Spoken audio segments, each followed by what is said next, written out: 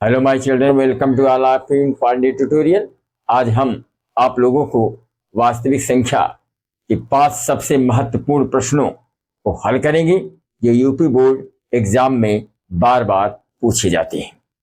तो वो पहला चैप्टर है वास्तविक संख्या, वास्तविक संख्याएं, रियल नंबर्स।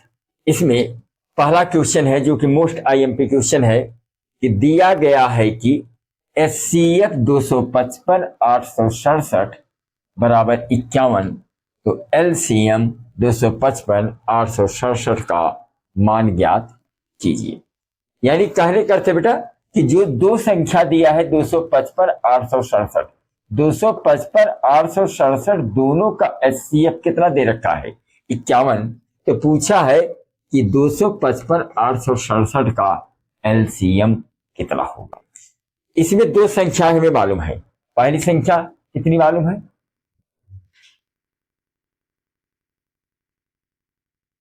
पहली संख्या हमें 255 मालूम है।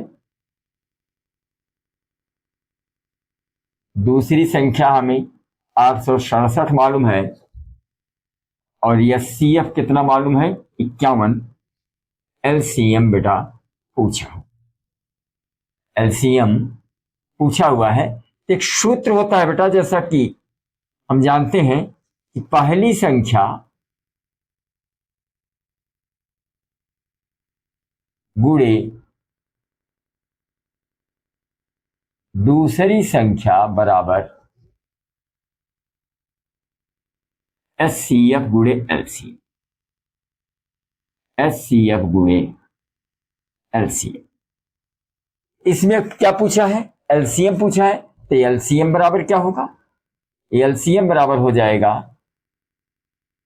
पहली संख्या गुणे दूसरी संख्या बटे SCF। तो पहली संख्या में कितना मालूम है 255, दूसरी संख्या कितना मालूम है 867 और SCF कितना है बेटा 51 है। SCF कितना है 51 है। अब इसको काटिए, 17 तिया 51, 17 पचे 85, 86, 17 इक्का 17। अब फिर इसको काटिए, इसको फिर काट सकते हैं, 3 इक्का 3 और 3 सते 21, यानी 255 गुणे 17। अब 255 में 17 का गुणा कर देंगे तो जितना आएगा वही आपका LCM होगा। तो गुणा कर लीजिए 217 में 255 में 17 का, 7 पचे 35 के 5, 7 पचे 35 3, 38 के 8, हासिल आए 3, 7 दूनी 14 3, 17, एक पंजे 5, एक पंजे 5, 2 आई 2, 5, 8 5 13 3, 7 5 12, 1 13 3, 2 1 3 1 4, 4335, 4335। ये आपका LCM कितना निकल गया 4335। ये आपका क्या हुआ बेटा आंसर हो गया। ये आपका LCM। चलिए इसका स्क्रीनशॉट ले लीजिए, फिर नेक्स्ट क्वेश्चन देखते हैं। चलिए दूसरा जो मोस्ट IMP क्वेश्चन है, मोस्ट इंपॉर्टेंट क्वेश्चन है, जो कि बेटा यूपी बोर्ड एग्जामिनेशन में कई बार पूछा गया है या किसी न किसी सेट में जरूर पूछा जाता है। जैसे अब देखिए इतना इंपॉर्टेंट क्वेश्चन कि यूपी बोर्ड में 2019, 2022, 2023, 2024 लगातार ये पूछा गया है, यानी किसी न किसी सेट में यह क्वेश्चन जरूर पूछा जाता है। तो इसको हम कैसे सिद्ध करेंगे कि कर्णिम 2 अपरिमेय संख्या है। तो कर्णिम 2 अपरिमेय संख्या है। इस तरह के और भी क्वेश्चन बनते हैं। कर्णिम 3 अपरिमेय संख्या है, कर्णिम 5 अपरिमेय संख्या, कर्णिम 7 अपरिमेय संख्या, कर्णिम 11 अपरिमेय संख्या है। तो कैसे इसको हम सिद्ध करेंगे? तो जो भी सिद्ध करना है बेटा उसका हम विपरीत मानते हैं। अगर कर्णिम 2 परिमेय संख्या मान लेंगे इसको, जैसे इसमें कर्णिम 2 अपरिमेय संख्या, तो इसको क्या मानेंगे हम? कर्णिम 2 एक परिमेय संख्या है। यहां आप लिखेंगे माना कर्णिम 2 एक परिमेय संख्या है। यानी कर्णिम 2 अपरिमेय संख्या अगर सिद्ध करना है तो उसका विपरीत हमें मानना होगा। वह विपरीत क्या मानेंगे? कर्णिम 2 एक परिमेय संख्या है। और परिमेय संख्या किसे कहते हैं? जो संख्याएं p बटा क्यू या a बटा b, जो आप इच्छा हो सो मान लीजिए कि माना परिमेय संख्या है। जब परिमेय संख्या तो इसको क्या मान लेंगे? तब कर्णिम 2 बराबर मान लेंगे हम 1 बटा, और चूंकि परिमेय संख्या हमेशा क्या होती है? a बटा b के रूप में लिखी जाती है या p बटा q के रूप में लिखी जाती है। यानी इसमें अंश और हर दोनों का होना जरूरी है, जहां पर हर जीरो नहीं होना चाहिए, क्योंकि अगर जीरो हो जाएगा तो उसका मान अपरिभाषित हो जाएगा। तो आप लिखेंगे जहां a तथा b सह अभाज्य संख्या है, सह अभाज्य संख्या है, जहां b not equal to zero, b not equal to zero, जहां पर b का मान जीरो नहीं होना चाहिए, क्योंकि अगर b का मान जीरो हो गया तो अपरिभाषित हो जाएगा। और सह अभाज्य संख्या क्या होती है? सह अभाज्य संख्या वे संख्याएं होती हैं, सह अभाज्य संख्या वह पूर्णांक होता है, वह संख्या होती है जो एक के अतिरिक्त किसी दूसरी संख्या से विभाजित न हो। जैसे बेटा 2 बटा 3 क्या है? आपका सह अभाज्य संख्या है, क्योंकि 2 न 3 से कटेगा न 3 2 से कटेगा। अगर ये दोनों कटेंगे तो केवल 1 का भाग देने तो कटेंगे, 1 के भाग से ही 1 का भाग 2 में देंगे तो 2 कटेगा, 1 का भाग 3 में देंगे तो 3 कटेगा। यानी यह केवल 1 के अतिरिक्त किसी अन्य संख्या से यह विभाजित नहीं हो सकती, इसलिए 2 बटा 3 क्या है? सह अभाज्य संख्या है।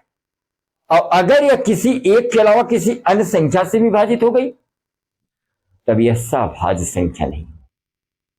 तो समझ गए सहभाज्य संख्या किसे कहते हैं? जो संख्या एक के अतिरिक्त किसी अन्य संख्या से विभाजित न हो उसे सहभाज्य संख्या कहते हैं। तो हमने क्या मान लिया? क्योंकि कर्णिम 2 अपरिमेय संख्या सिद्ध करना था, इसका सबसे पहले विपरीत हम मानेंगे। तो माना कर्णिम 2 एक परिमेय संख्या है, और परिमेय संख्या को किसमें मानते हैं? a बटा b के रूप मानते हैं।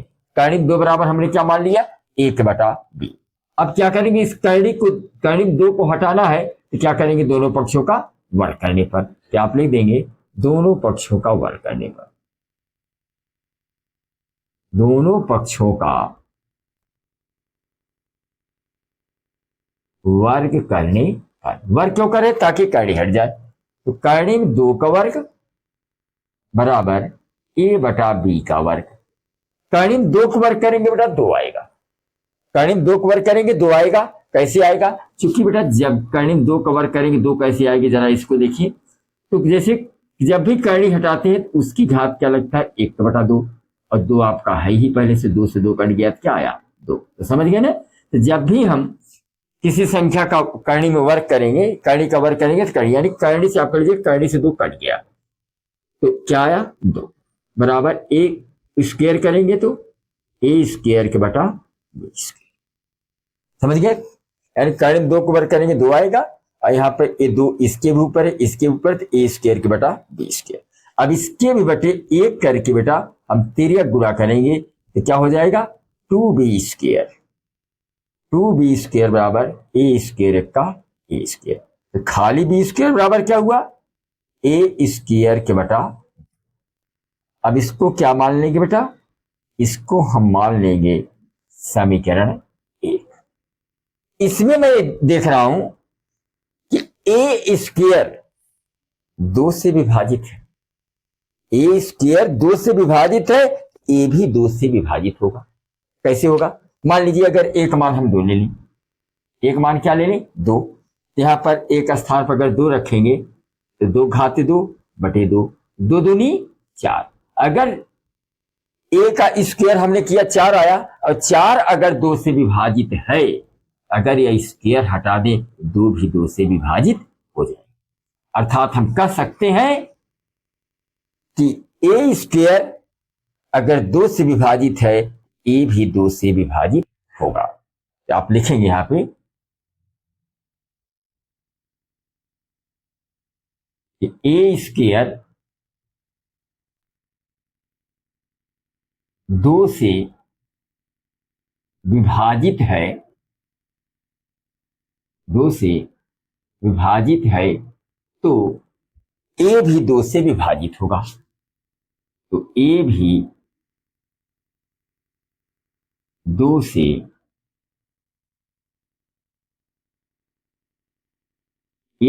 से विभाजित होगा। तब ऐसी स्थिति में बेटा हम यहां पे a बराबर एक पूर्णांक मान लेंगे कोई c।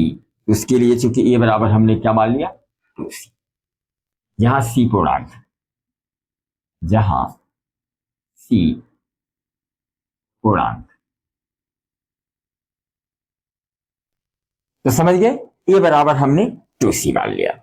अब इस a बराबर 2c को हम समीकरण 1 में रखने पर, अब आप लिखेंगे a का मान समीकरण 1 में रखने पर, a का मान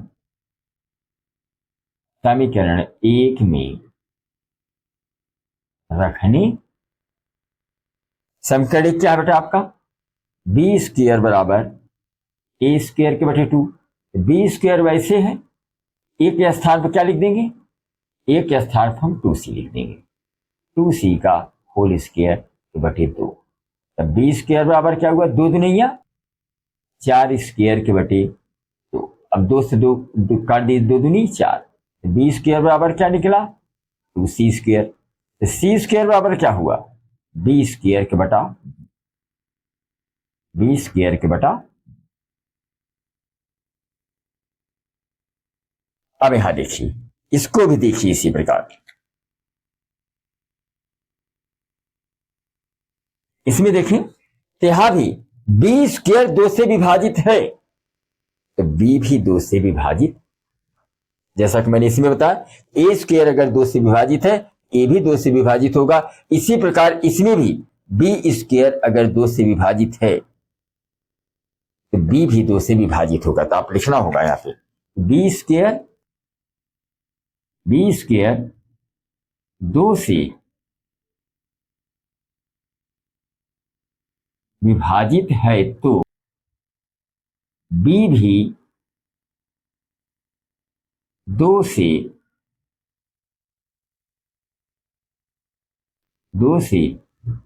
विभाजित होगा। ऐसी परिस्थिति में आप देखिए, यह b स्क्वायर बराबर a स्क्वायर के बटे 2 और c स्क्वायर बराबर b स्क्वायर के बटे 2, ये दोनों एक के अलावा किसी अन्य संख्या से भी विभाजित हो रही हैं। और आपको मैंने बताया कि जब सह अभाज्य संख्या होगी तभी वह परिमेय होगी, और ये भी नहीं, ये भी सहभाज्य संख्या नहीं है और ये भी सहभाज्य संख्या नहीं है। क्यों, यह b स्क्वायर बराबर a स्क्वायर के बटा 2 और c स्क्वायर बराबर b स्क्वायर के बटा 2, यह सहभाज्य संख्या क्यों नहीं है, क्योंकि यह एक के अतिरिक्त किसी अन्य संख्या से भी विभाजित हो रहा है। तो बिल्कुल इसके विरोध में है, बिल्कुल विरोधाभास है। अर्थात आप कह सकते हैं कि कर्णिम 2 एक अपरिमेय संख्या है। अतः हम कह सकते हैं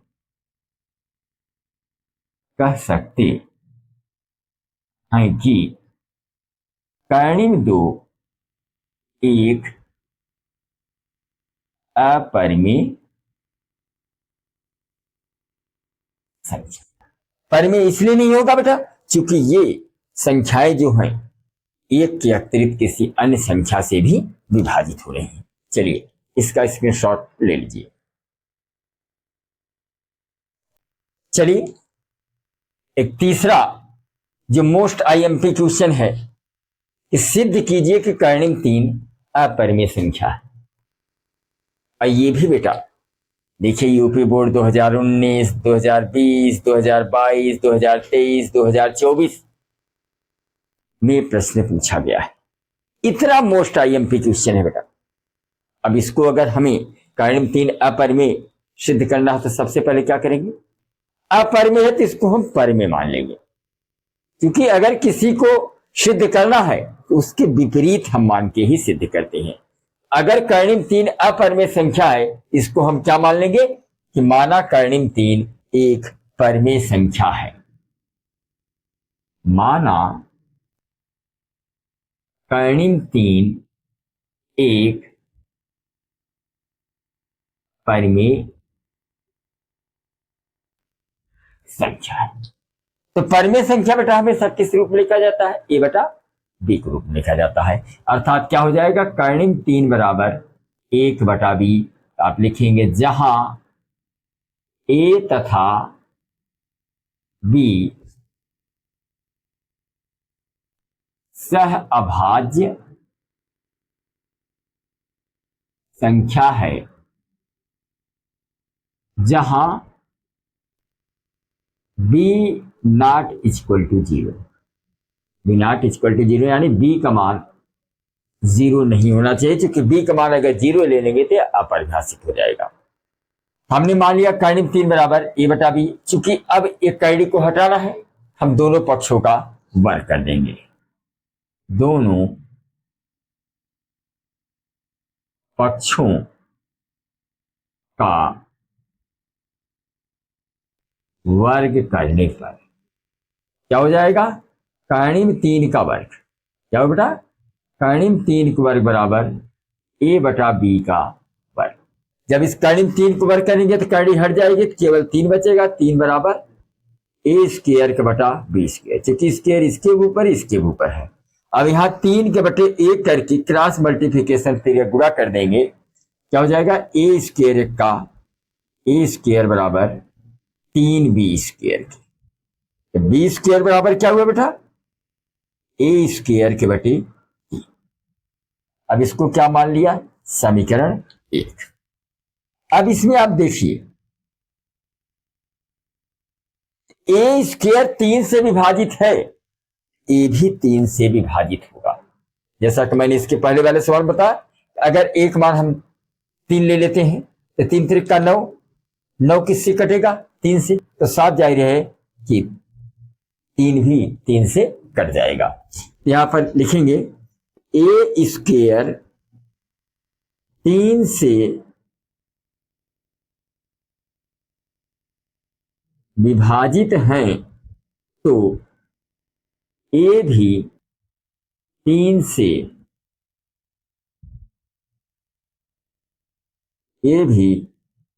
से विभाजित होगा। a भी क्या होगा? 3 से विभाजित होगा। अब यहां हम लिख देंगे, अतः a बराबर है, हम यहां क्या मान लेंगे? 3 से, जहां c पूर्णांक, जहां c क्या है? 1 पूर्णांक। अब बेटा e का मान समीकरण 1 में रखने पर a का मान समीकरण 1 में रखने, समीकरण 1 क्या है आपका?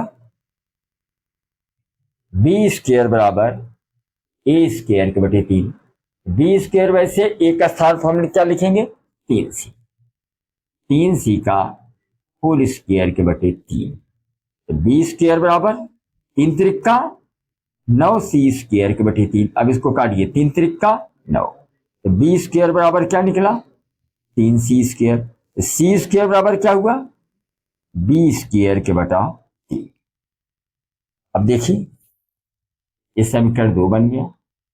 अभी दोनों समीकरण में हम देखें तो b स्क्वायर 3 से विभाजित है तो b भी 3 से विभाजित होगा। फिर आपको लिखना होगा b स्क्वायर 3 से विभाजित है तो b भी 3 से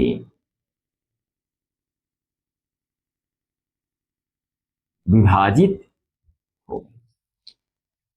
तो यानी क्या क्लियर हुआ कि ये समीकरण 1 समीकरण 2 ये आपके सहभाज्य संख्या नहीं है, क्योंकि ये 1 के अतिरिक्त किसी अन्य संख्या से विभाजित हो रही है। जबकि परिमेय संख्या के लिए क्या माने हैं कि सह अभाज्य होना चाहिए, 1 के अतिरिक्त किसी अन्य संख्या से विभाजित न हो। तो बिल्कुल जो हमने माना है उसके विरोध में है। अर्थात हम कह सकते हैं कि कर्णिम 3, अतः कर्णिम 3 एक अपरिमेय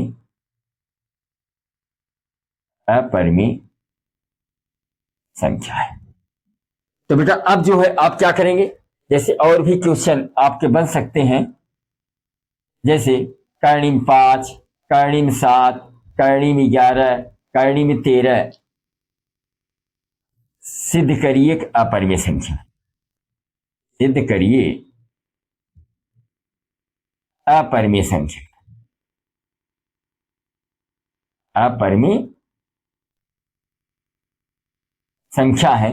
आप बेटा जो है इसी मेथड से, जैसा कि हमने बता रखा है, इसी मेथड से आप इन सारे क्वेश्चन को भी हल करके अभ्यास कर सकते हैं। चलिए इसका भी स्क्रीनशॉट ले लीजिए, फिर नेक्स्ट क्वेश्चन देखते हैं। चलिए चौथा मोस्ट आईएमपी क्वेश्चन है कि सिद्ध कीजिए कि 7 कर्णिम 5 अपरिमेय संख्या है। ये भी बेटा बहुत मोस्ट आईएमपी क्वेश्चन है, मोस्ट इंपॉर्टेंट क्वेश्चन है। देखिए सन 2019, 22, 24, 25 में बोर्ड में पूछा जा चुका है और 2026 में भी इसकी आने की पूर्ण रूप से उम्मीद है। तो कैसे इसको हम सिद्ध करेंगे 7 कर्णिम 5 अपरिमेय संख्या है। इसके लिए क्या करेंगे बेटा, हमने अब इसका विपरीत मानेंगे। तो माना 7 कर्णिम 5 एक परिमेय संख्या है,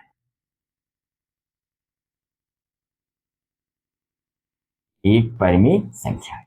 अब परिमेय संख्या को किस रूप मानते हैं बेटा, ए बटा बी के रूप मानते हैं। तो हमने मान लिया 7 कर्णिम 5 बराबर 1 बटा बी, जहां ए और बी क्या है, जहां ए और बी, जहां ए तथा बी सह अभाज्य संख्या या पूर्णांक है, धन पूर्णांक है या सहभाज्य संख्या है, जहां b इक्वल टू नॉट 0। तो यहां क्या होगा, यहां 7 कर्णिम 5 बराबर a बटा b है। इसको हम ऐसे भी लिख सकते हैं, इसको हम a बटा b इंटू 1/7 इक्वल टू कर्णिम 5। ये कैसे हो जाएगा, क्योंकि अगर हम तेरिया गुणा करेंगे 7 गुणा, देखिए हमने 7 को यहां ले आया और इसका पहले 1 लिख दिया, 1/7 इंटू ए अपान बी भी लिख सकते हैं। और इसको फिर तेरिया गुणा करोगे तो वही आ जाएगी। देखो ए एक का ए और बी वैसे है और 7 का गुणा पूर्ण हो जाएगा, 7 का में 5 आ जाएगा। आप लिखेंगे ए बटा बी और 1/7 एक परिमेय संख्या है, एक परिमेय संख्या है, जबकि कर्णिम 5 अपरिमेय संख्या है। और परिमेय संख्या के बराबर कभी भी अपरिमेय संख्या नहीं हो, यानी यह बिल्कुल असंगत है कि परिमेय संख्या के साथ कभी भी अपरिमेय संख्या नहीं होती। हम जानते हैं क्योंकि परिमेय संख्या के साथ कभी भी अपरिमेय संख्या नहीं हो सकती।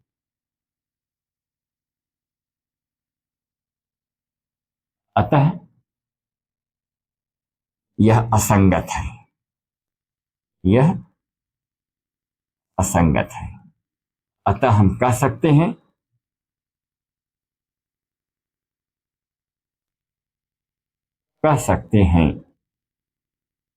कि 7 कर्णिम 5 अपरिमेय संख्या है।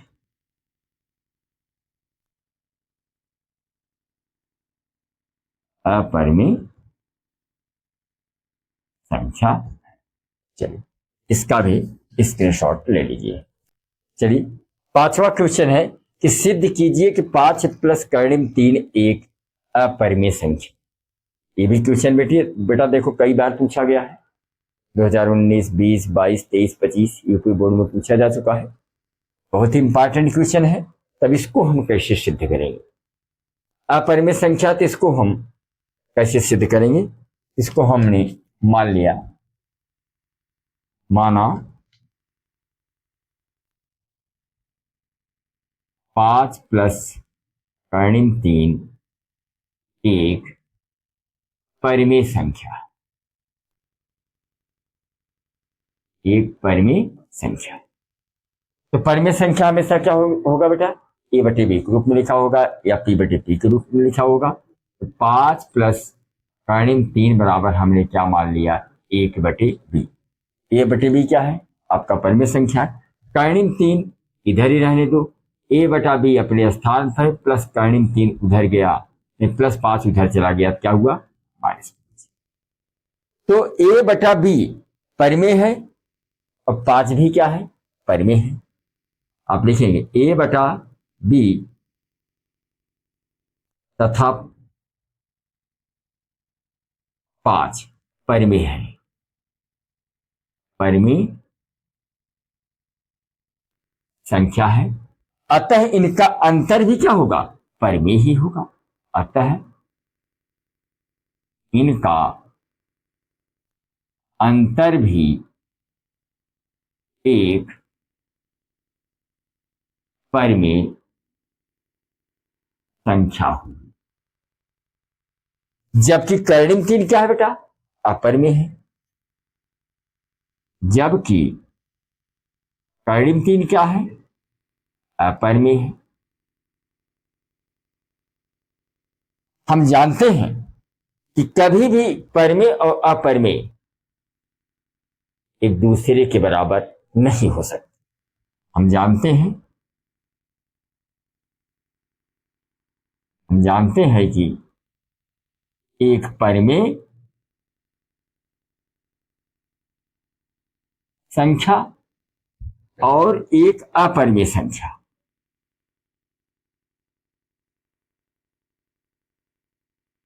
अपरिमेय संख्या कभी भी बराबर नहीं हो सकती, बराबर नहीं हो सकती। जो हमने माना था कि 5 प्लस कर्णिम 3 एक परिमेय संख्या है, वह बिल्कुल विरोधाभास है। अतः 5 प्लस कर्णिम 3 एक अपरिमेय संख्या है। तो समझ गए? और एक चीज यह भी याद रखिए, एक परिमेय संख्या एक अपरिमेय संख्या का चाहे योगफल हो, चाहे गुणनफल हो, चाहे भागफल हो, चाहे अंतर हो, सदैव अपरिमेय ही होता है। अब इस तरह के सवाल बेटा और भी आ सकते हैं, जैसे आ जाए और भी क्वेश्चन आ सकते हैं, जैसे पूछ दे 2 प्लस 3 कर्णिम 5 सिद्ध कीजिए।